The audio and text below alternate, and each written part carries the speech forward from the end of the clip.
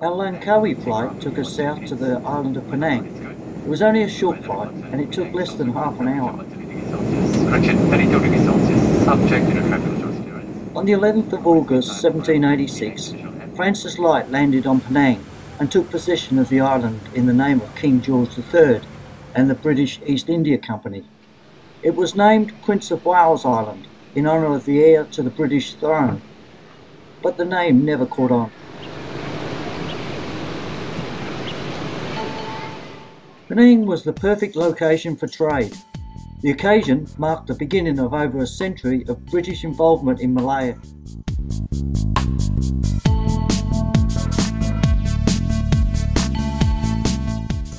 The island has a population of over 1 million, with people of all races including Malay, Chinese and Indians.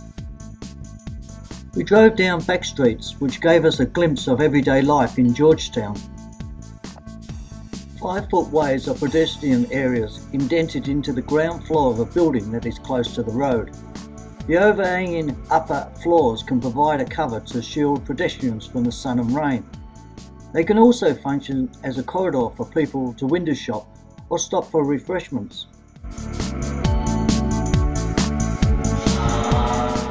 We were treated to a tour of some of the most impressive temples that Penang has to offer.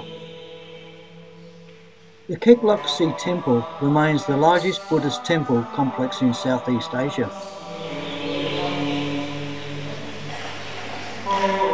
Islam is the main religion of Malaysia, but other religions are practiced freely.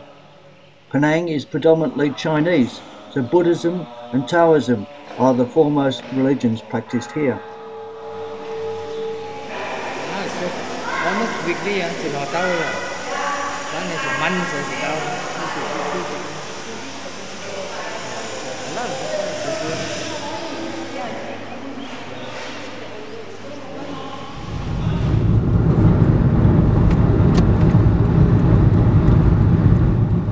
The Penang Botanical Gardens are also known as the Waterfall Gardens. It is situated near Georgetown. It was under the supervision of Charles Curtis that the gardens were first established when he recognised the potential of using an old quarry in 1884.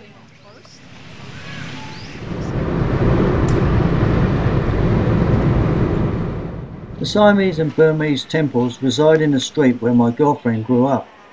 The Sleeping Buddha is a well-recognised icon, and many local tour companies include it in their itinerary.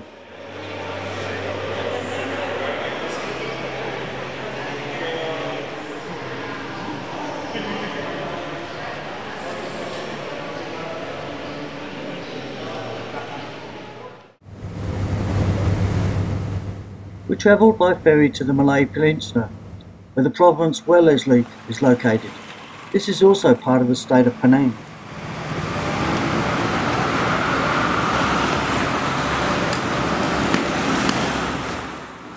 While my girlfriend and her brother ordered some of the local food, I went for a walk and filmed part of the town before joining them.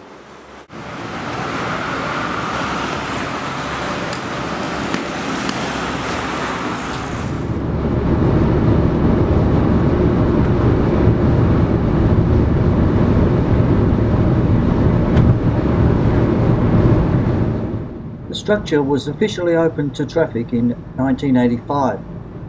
The total length is 13.5 kilometres, making it the longest bridge in Malaysia and one of the longest in Southeast Asia.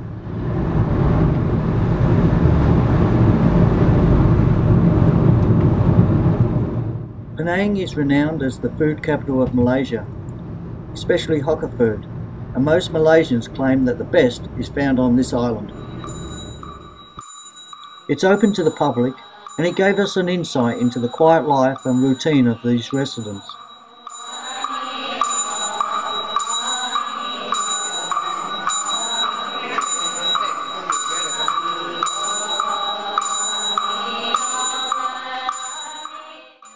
The next day, friends of my girlfriend picked us up and took us for a drive around the island.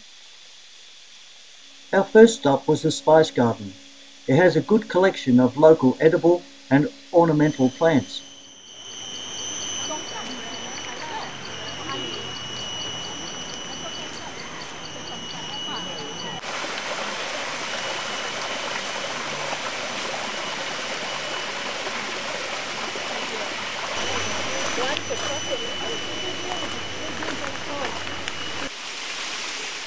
Although I was extremely impressed with the Penang butterfly farm, I didn't take any video and spent all my time chasing insects around with my macro lens.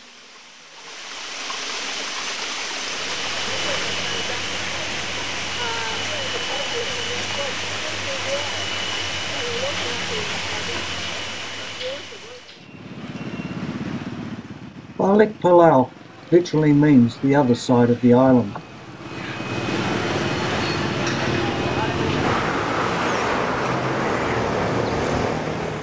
Early settlers were political refugees from Thailand, Indonesia and other parts of northern Malaysia.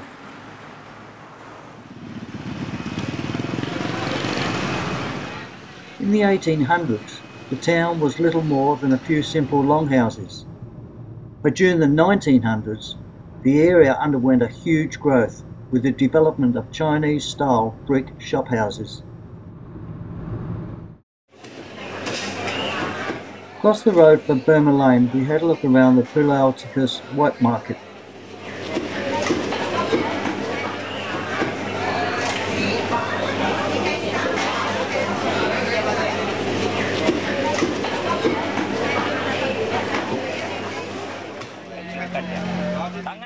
Outside the main building was many street vendors hawking their wares, including this native medicine man with his potions. The Blue Mansion was built by a wealthy Chinese merchant in the 1880s. Our guide went into complex detail explaining the history of the building. It took about an hour to complete the tour.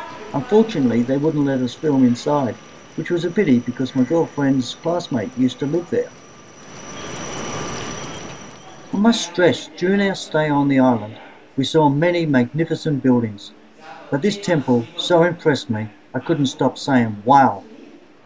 The temple was completed in 1898 by the forefathers of the Ku clan, and it is by far the greatest clan temple on the island of Penang. The Chinese craftsmanship showed best in the wood carvings of the beams. The Green Mansion was built at the end of the 19th century, and the style was influenced by both European and Eastern designs of its time.